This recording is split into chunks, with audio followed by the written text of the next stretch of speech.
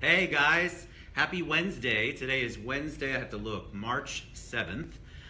We're here at the beautiful Citrus Club, and I'm with my friends Josh and Rebecca Soto. Welcome to the show. Let us know that you can hear us and see us. Give us a little thumbs up. We've had a little technology issues earlier in the day, and the last thing I want is to talk to Josh and Rebecca for 30 minutes and then nobody can hear or see the show. I've had that happen with an attorney once. So I can see there's at least one person, maybe more on. Please just let us know you can hear us and see us. Hey, Rose Kemp is on. Hey, Rose, say hi. Let us know you can hear us. Oh, I got a thumbs up. All right. Hey, Rose, welcome back. I don't know if you're back from your Vegas trip, but welcome back. Hi, Rose. We've got several people on, so that we got the thumbs up, so we're good to go.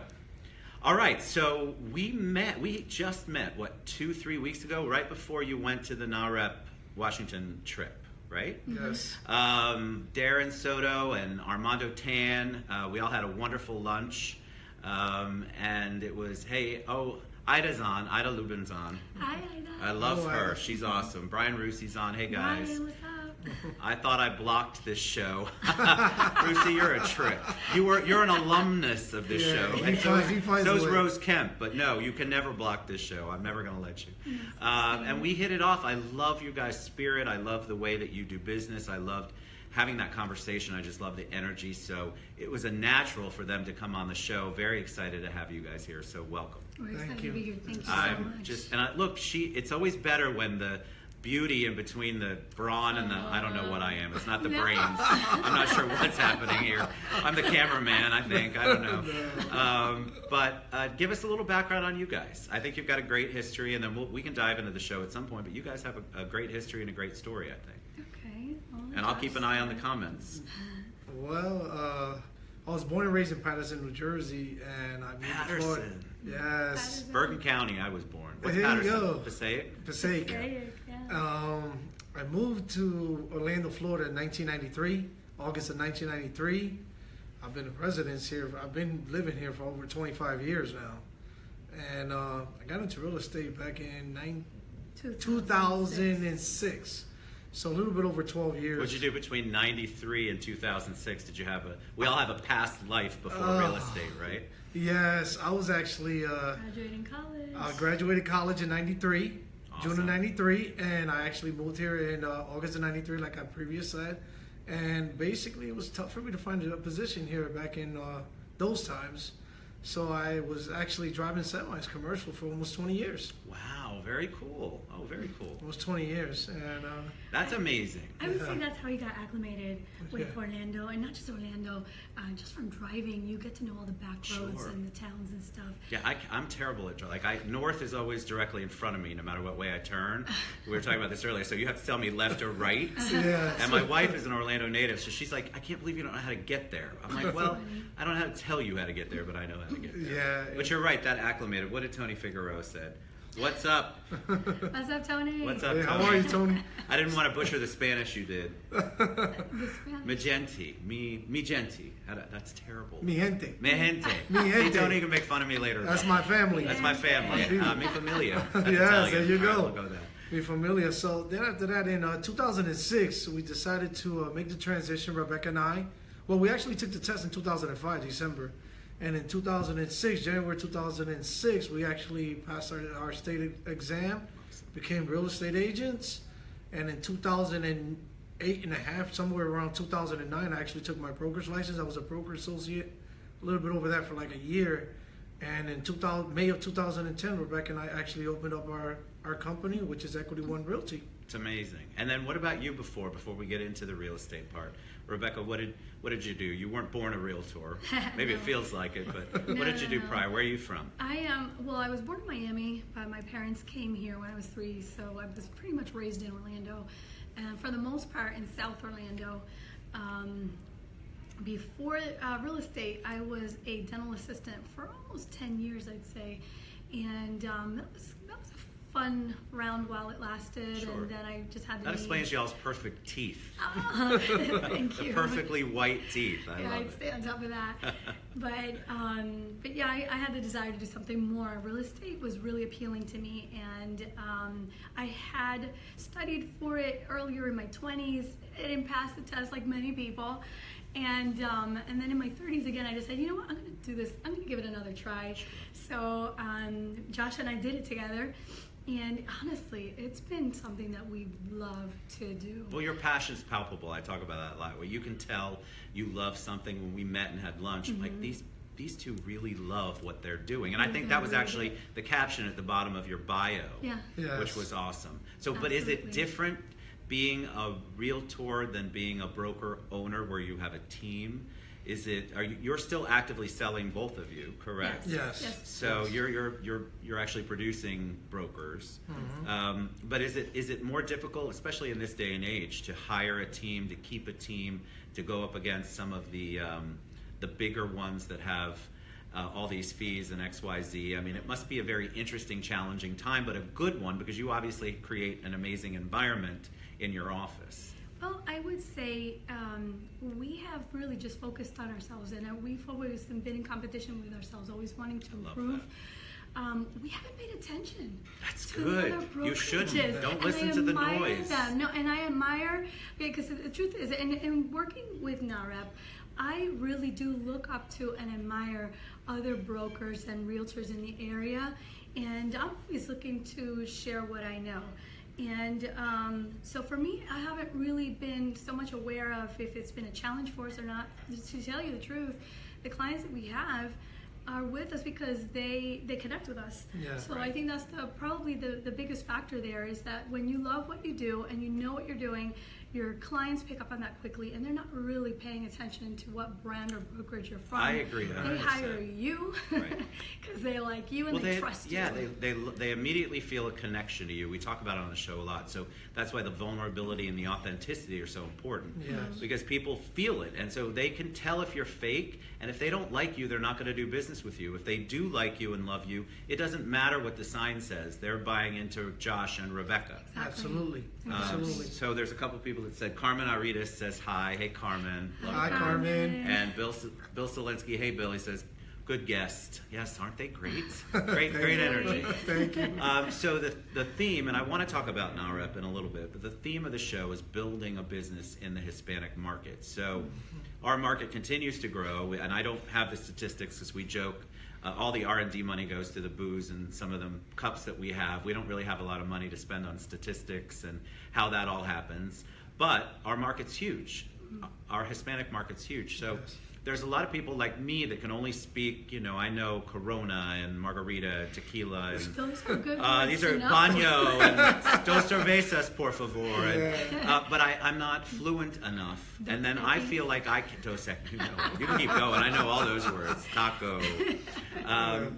But I think that somebody like me would think, well, I can't break into the Hispanic market. And if you're thinking like that, I think that you're missing out on a huge opportunity. So can you tell them a little bit about how maybe how you guys, obviously you both speak Spanish, but how does a gringo like me, can we use that word, gringo, right? Is that what I am?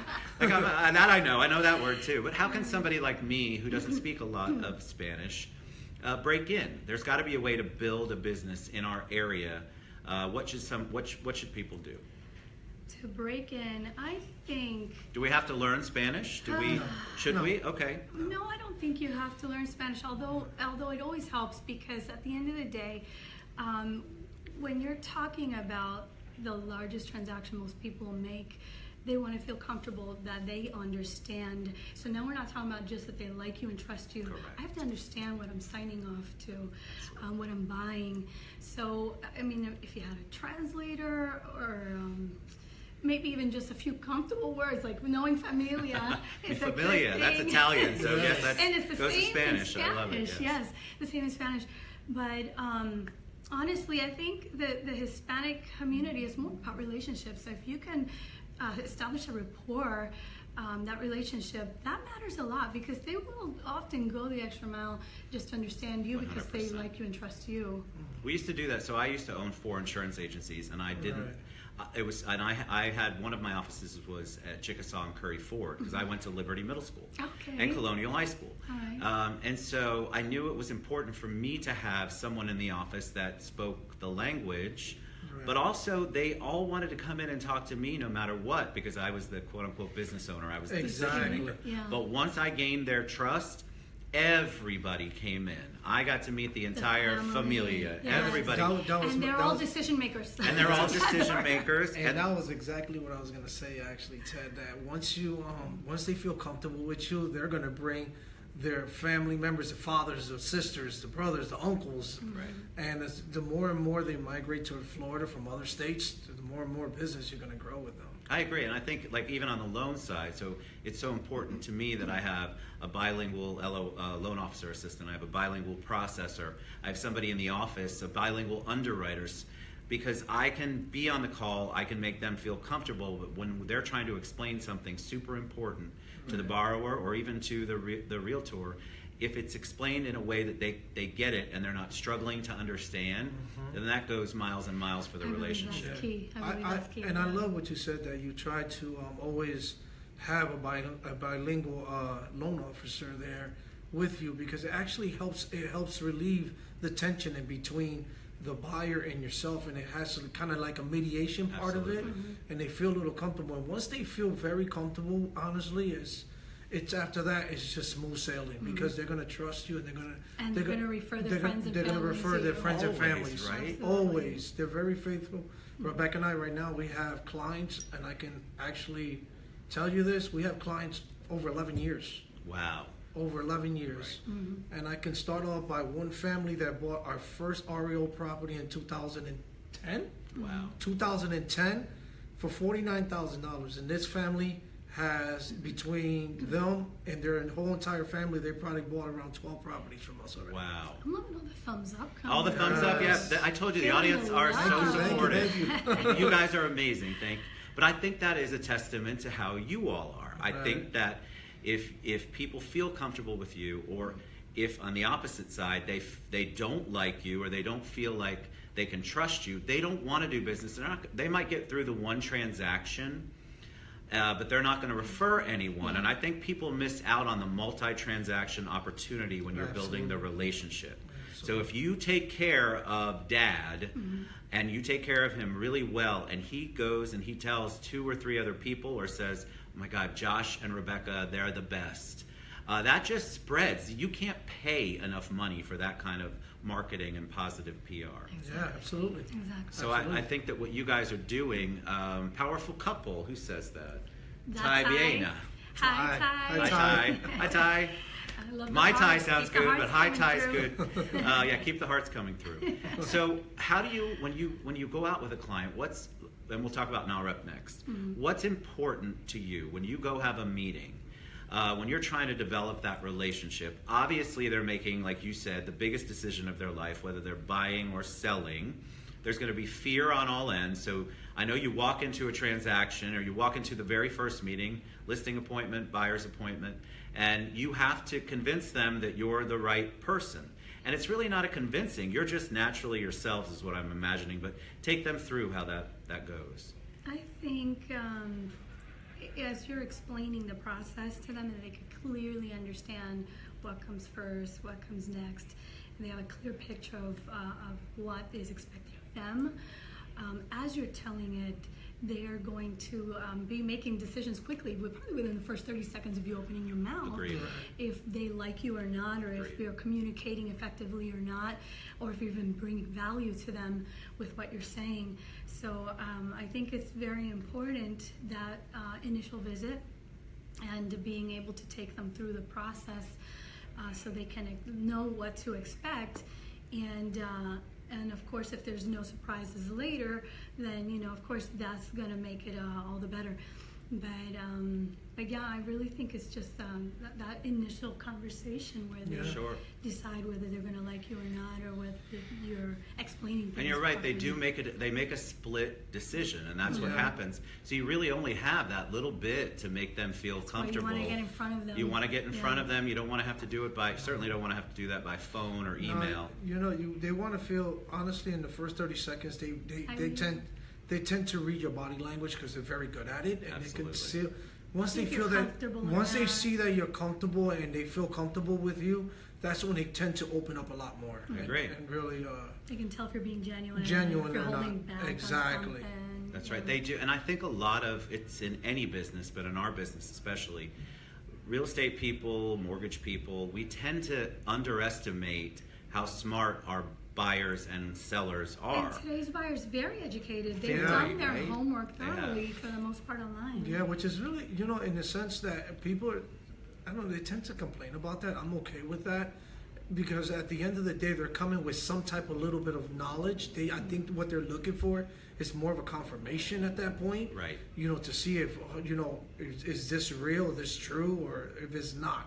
So I don't have a problem with that, honestly. I'm kind of happy that they are doing their research and they're kind of learning more about the market and see what's going on. Well, and I get the sense, I've not been on a listing or buyer's appointment with you, but from our conversations, you listen. That's also huge. Yes. You listen Yes. to what they're saying, Yes. and you actually aren't trying to overtalk them with your slick marketing or your slick idea, Absolutely. or I know more than you do, which is such a huge mistake that a lot of real estate and loan people, or in any business when you're doing a presentation. Absolutely. We Yeah. have to know what's important to them, what they're looking for, and if we're listening well enough and addressing those things that are important to them. If I Correct. start talking about something, maybe schools in the area, and they don't even have children, they don't care about the schools, Yeah.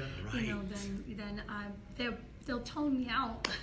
Well, that means that you Eyes glaze over. you aren't interested enough to know or have done a little bit of research or had a little discussion with them. Mm-hmm. And you're going on and on about what you think is important, and you are not hearing anything that they're saying. Mm-hmm. And that's the complete opposite of what you guys do. Yeah, and exactly. It's just the way Rebecca and I were kind of working in our agents is trying to get to their why.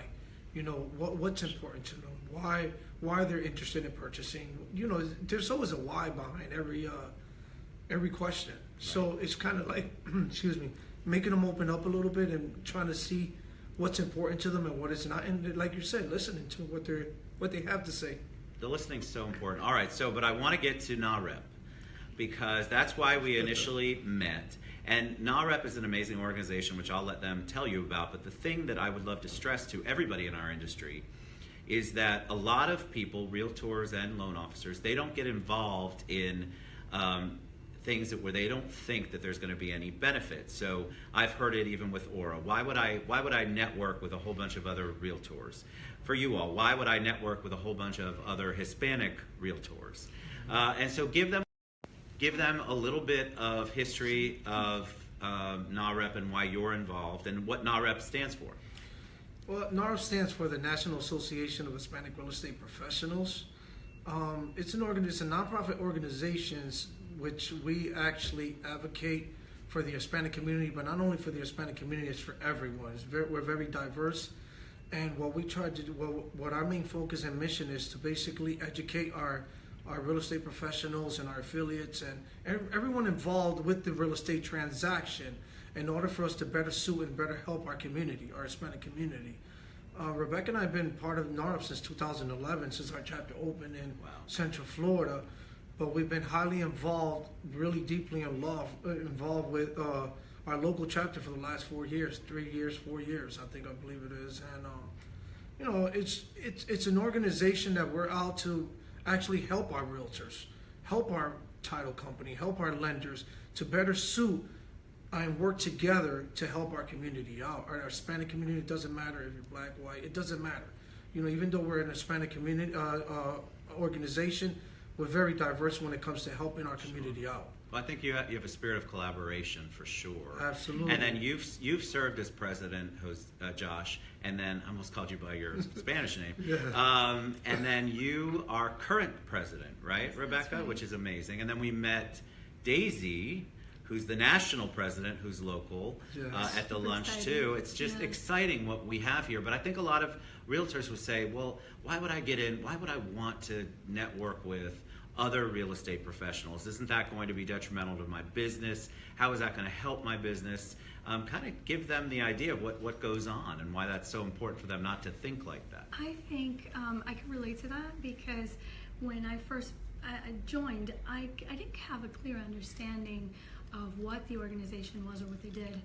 And it wasn't until Josh started getting more involved that I quickly realized, and it was really at a national level, that our national conference that I had went to, and it was in Washington D.C. And we went for a leadership academy for Josh, and I'm like, well, I'm going to go, but I'm just supporting you. I'm not even going to be part of any of that. Sure. And so as I had a moment to step in the room, and they're like, hey, if you want to come in and see what we're doing here, and I told them, okay, fine. So I really just went in for a few minutes, and in those few minutes, I was like, wait, what am I involved here? I was like, what is this organization? So you guys advocate for sustainable homeownership, and we are in Washington, D.C. You guys have a White House meeting. You have Capitol Hill visits. You're actually sitting with congressmen. Yes. Right. I was like, wait. I need to be more involved with this. Sure. I need to pay closer attention. And that's where I think I was swept off my feet, and I fell in love with the organization. But it made me dive in deeper to find out, what is this organization about? So the mission statement is to advance sustainable Hispanic homeownership, and they do that through educating the realtors on a local level, and also advocating for policies that affect homeownership.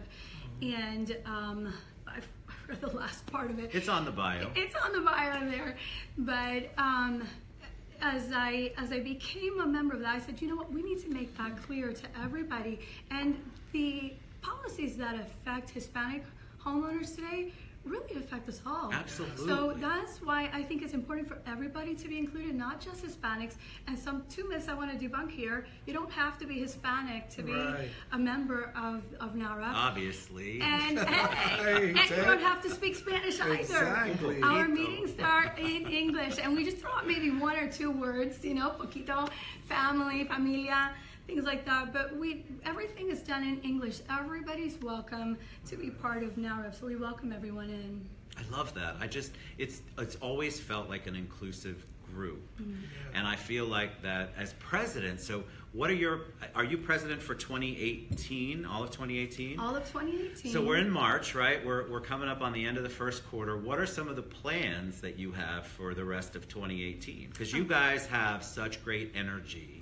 And I know Josh has already served the position, but this is your year. This is it. This is Rebecca's year, right? But I'd love to hear some of the things, because it's not just a meeting where you come together. There's events. There are things that people can go to and get involved. Yes. You do a lot in the community. Yes. So on a local level, we have 4 to 5 major events that we put on, and everybody's welcome to come. Our next one is coming up April 26th. That's our business rally. It's going to be in the Rosen Center, and it'll be from 9 a.m., actually 8 a.m. registration till 2 p.m. And you can get more information on our Facebook page, which is... We'll give all the information. Yeah, I we'll promise. do that. Okay. And so everybody's invited to that, and we bring all the movers and shakers. Our next keynote speaker is going to be John Marone, and he's somebody I get very excited about. He's a Commissions Inc. trainer. And a life coach, so he'll be talking about mindset and limiting beliefs and things like that. Very cool. So it's a very interesting topic. But And it's not all in Spanish, people. it's No, not. it's John all Marone is English. American. I know that I'm going to get all of those questions later. And his life story is amazing too. I mean, But then we also have the national events as well. So the next national event, I think it's going to be, we have the health, wealth symposium. The Hispanic Wealth Symposium, which is the HWP, which will be May 8th in Miami, Florida. And basically what that is that's what we call the bond of what NARA actually is and what the vision is. And that's where all members, all national leaders throughout the nation, we all come together and basically speak on how we can continue helping our community and our members to continue growing their wealth as far as retirement plans, life insurances. There's so much that as realtors, let's just be honest, as realtors, we really don't look at our future. We look at the now, and agree. And when it comes to the HWP, this is more of setting you up for a great, successful retirement. Love so it. They have different main speakers from different types of for instance, health insurance, life insurance, stocks. So they're basically teaching us how to basically control 10% of our market. But I think the one thing that we haven't touched on is why they would want to be a part of this. That's correct. So we had a question on that. So give me a second. Rose Okay. Kemp, do you guys know Rose? I've Rose Kemp's awesome. yeah. She's a big Remax agent, a close friend of mine. She said, I've been invited for years, but have been highly involved with Aura and WCR and haven't had an opportunity to learn more. Why would you recommend that I join besides the fact that I am Latina, how many meetings do you have a year? So again, 4 to 5 here on a local level, and then you'll have the national events. So there are 3. So you have the Hispanic Wealth Symposium, and you've got the policy conference that's in Washington D.C., and then they have the general convention. This year is going to be in San Diego. The reason why I think that when we come together, when we're united, we are all stronger. Agreed. We're building each other up, but I also think that it brings down the walls and the barriers between us. When we can break bread with each other, we become, there's no more, I don't even know how to put it into words, but we can work better together. Agreed. I think we could just work better together when we're united. But that's on a local level. On a national level, you have the national exposure. There's 26,000 members throughout the United States, including Puerto Rico. And personally, for me, now this is a little shameful, I had no network before NARA. And Isn't that interesting? Yeah. Well, that's a great thing to share because Horrible to admit. I don't think you're alone in that. Yeah. I really don't. To be honest with you. But now with NARA, I have this whole huge network of agents that I can immediately reach out to, and it's a little different from how I've been to, Florida Realtors now and all that, which are great. I love them, and we're all Sure. different in our own way. But when you network among NARA, your family. Once you're in your family, there's it's just a different feeling, honestly. I love it. And we look forward to each other getting together, all our meetings, and it's something quite unique. What's good about NARA, just to emphasize a little bit what Rebecca said, was it's the family, the unity that we have for one another, the respect we have for one another.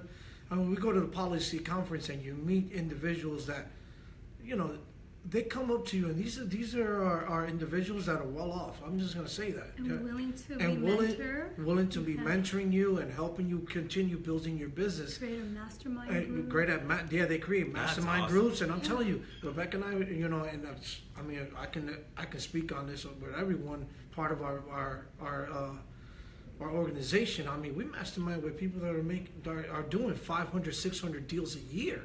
That's awesome. And they speak to us like, we belong there, and they want to help us continue getting to that. That's a There's no blessing. selfishness. They're just ready to work and help each other out. That's awesome. All right, so before we get, we'll wrap up, I have to read Pete Crotty, the Honorable Pete Crotty's comment, because it makes me laugh. I'm going to encourage my daughter to name my next grandson Ted, as you should. I'm sorry. I like that. I mean, come on, It's a Pete, great I love name. you, but that's awesome. Rose Kemp, hold on. When is the next local meeting, and where are they typically held? At the next meeting, so April 26th. They could be held in different places. Right now, the next one is going to be at the Rosen Center off of International Drive. And after that, we'll have another one, I think, following up in June. But that one's still to be determined. So all that information will come up on our Facebook page as it becomes available. So if you want to follow us on our Facebook page, that way you can stay up to date with all. And I promise we're going to events. post all of their contact information, the links to their Facebook pages, the links to their website, which is going to be awesome. So and I'll do that once we share the video. Any parting words of wisdom for them, anything that you want to leave them with before we head out? I would like to encourage all of our followers to follow you as well. Oh, yeah. Yes. You do these amazing videos every day, Thank these you. interviews that I think are quite unique and set Thank you you. apart. And I That's really very do sweet. enjoy watching them daily. Thank you. But and I also encourage anyone that is in real estate or real estate related. You don't have to be a realtor. Mortgage, title, graphic arts, Insurance. insurance. Right. It could be just about any industry that has anything to do with real estate. And you want to be a member of NAREP, it's $49 a year. Join us. We'd Wow, love it's to see you. $49. I didn't know that. For the Yes. year, That's amazing. $49 a year to be to be a It's local the member in best investment you could do with for our Central yourself. Florida chapter. That's amazing. Oh, and by the way, I want to throw it out there. Our Central Florida chapter won Chapter of the Year in 2017. Woohoo, 72. that's amazing. That's Yes. awesome. Congratulations. And that's not our win. That's our members. That's our sponsors. That's Yes. everybody. Our team, board of directors, and our advisory teams. Everybody's worked hard to contribute to that, and so I congratulate all of them Yes. for this win. It's a huge win. That's a huge one. Thank you All for right. being part of this. With You all guys this. have been, I knew you would be, awesome, authentic. You're out there. You're willing to share. You guys have this wonderful spirit, which they can sense on there or they wouldn't ask questions. And I'm very, very blessed to have you guys on here. Oh, I thank really you, appreciate thank it. you. We're blessed with your friendship Thank as you. well. Appreciate Follow you Ted guys. every first week of every month on Friday for That's his live right, show. the big crazy He's awesome. live show. Yes. Oh man, that was something. I'm still recovering from that. So we love you guys. You guys are awesome. We're going to put all of Josh's and Rebecca's information when we share the video. Please reach out to them. NAREP's amazing, and you don't want to be left behind. I just think that is such an amazing organization to get involved with, feel your way around, and of course, you're going to have them as your mentor, somebody that you can ask any questions to about it, and they're going to help you through the process. So we love you guys. You guys are awesome. We love you guys. I'm you. told I have Thank to do you. a better kiss because I usually do mwah, and they go, that doesn't feel right, Ted, right? So mwah. I love you guys. We'll see you tomorrow. Thank you. Bye.